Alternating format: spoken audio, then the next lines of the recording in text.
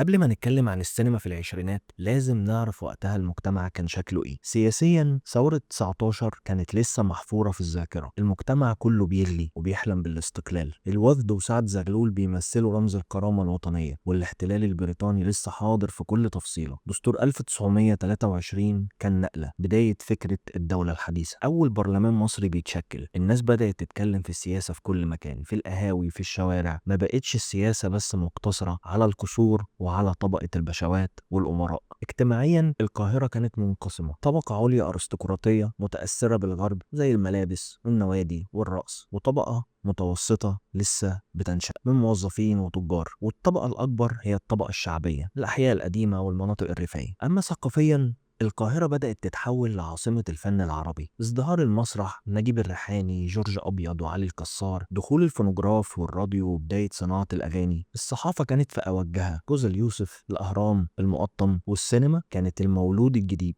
اللي محدش لسه قادر يفهمه بشكل كبير. ولادة السينما المصرية في الوقت ده ما كانش فيه استوديوهات ولا مخرجين دارسين، بس كان فيه شغف. لو بصينا بصة سريعة كده على الأفلام في فترة العشرينات هنلاقي الأفلام كلها صامتة، لكنها كانت بتتكلم عن كل حاجة: الحب، الطبقية، الشرف، وحتى الاحتلال. البطلة غالبا كانت رمز النقاء والتضحية، والبطل هو الشريف المظلوم. الصورة وقتها كانت متأثرة بالسينما الأوروبية، خصوصا السينما الإيطالية والفرنسية، وده يبان في أول فيلم سنة 1923، فيلم في بلاد توت عنخ آمون، إخراج فيكتور روزيتو. لكن في نفس الوقت في العقد الأول للسينما المصرية كنت تقدر تشوف ملامح البيئة المصرية والطباع وشكل المجتمع بوضوح. لما نيجي نلقي نظرة على المشهد السياسي والاجتماعي هنلاقي إن العشرينات دي لحظة ميلاد الوعي المصري. بعد ثورة 19 المصري حس لأول مرة إن صوته ممكن يغير. البلد وقتها كانت بتحاول تقوم من تاني. النهضة اللي حصلت ما كانتش بس في السياسة، دي كانت كمان في الفن. القاهرة في العشرينات كانت شبه باريس صغيرة، مسارح بتتفتح كل يوم، وصحف فنية، وقهاوي فيها شعراء وموسيقيين وممثلين بيحكوا عن البلد الجديدة اللي بيحلموا بيها. وفي النص كان في صوت بيوحد الناس كلها.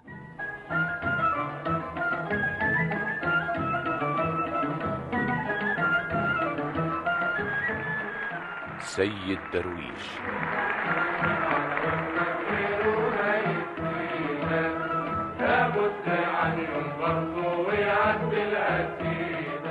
الراجل اللي بدأ من اسكندرية وفضل يغني للفقراء وللثورة وللحياة. في العشرينات كان لسه صوته بيرن في كل حارة. سيد درويش ما كانش بس مطرب، كان مثقف شعبي بيوصل أفكار النهضة للناس بلحن بسيط وكلمة صادقة. قوم يا مصري، مصر دايما بتناديك، موت بنصري، نصر دين واجب عليك. بالرغم انه مات بدري سنة 1923 بس تأثيره فضل ممتد وما ماتش. هو اللي فتح الباب قدام فنانين يربطوا الفن بالوعي. في الوقت ده المسرح كان واحد من أهم الأدوات الفنية، ويمكن في وقتنا ده شبه منصات الستريم وشبه اليوتيوب وشبه التلفزيون. أعمال نجيب الريحاني كانت علامة فارقة مع الناس، وعلي الكسار كان بيقدم شخصية عثمان عبد الباسط، الراجل الشعبي الطيب اللي الناس شايفاه في كل شارع حواليها. في وسط كل ده الكاميرا كانت بتدور لأول مرة. السينما بدأت في مصر سنة 1896 بعروض صغيرة في الإسكندرية، لكن الإنتاج الحقيقي بدأ في العشرينات، وبالذات على إيد محمد بيومي، الراجل اللي ممكن نقول عليه أبو السينما المصرية. محمد بيومي ما كانش مجرد مصور، ده كان مؤمن إن مصر تستحق السينما تخصها. الراجل ده درس في أوروبا، ولما رجع أسس أول شركة إنتاج مصرية وأول استوديو تصوير في جاردن سيتي اسمه استوديو مصر فيلم، قبل حتى ما يتأسس استوديو مصر اللي نعرفه دلوقتي. بيومي صور فيلم برسوم يبحث عن وظيفة سنة 1923، وده مش بس أول فيلم مصري كوميدي، ده أول فيلم بيعرض شخصية مصرية حقيقية، المصري اللي بيجري ورا لقمة العيش بس بيضحك رغم كل حاجة. وده بيقول لنا إن الضحك في حياة المصريين غريزة مهما كانت الحياة مستحيلة. محمد بيومي كمان صور مشاهد من ثورة 1919، فكان أول مصري يوثق بلده بالكاميرا. الراجل ده كان بيشتغل مخرج ومصور ومنتج وممثل في نفس الوقت، وكان بيصرف من جيبه عشان الأفلام دي تخرج للنور. لما تشوف شغله النهارده تحس إن عنده وعي إن الصورة مش بس متعة، دي توثيق للهوية. في النص التاني من العقد ده عزيزة أمير كانت أول امرأة تنتج تنتج وتكتب وتمثل فيلم مصري، فيلم ليلى سنة 1927. بعدها جت بهيجة حافظ وفاطمة رشدي وآسيا داغر، جيل النساء المؤسسات.